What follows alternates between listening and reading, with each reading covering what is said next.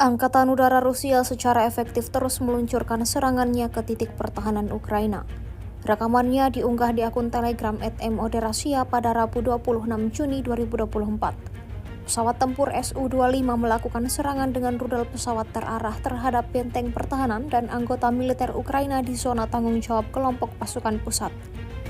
Seperti yang terlihat dalam rekaman, rentetan serangan rudal yang diluncurkan diklaim tepat mengenai sasaran. Insiden ini menambah daftar kerugian panjang yang didapatkan angkatan bersenjata Ukraina.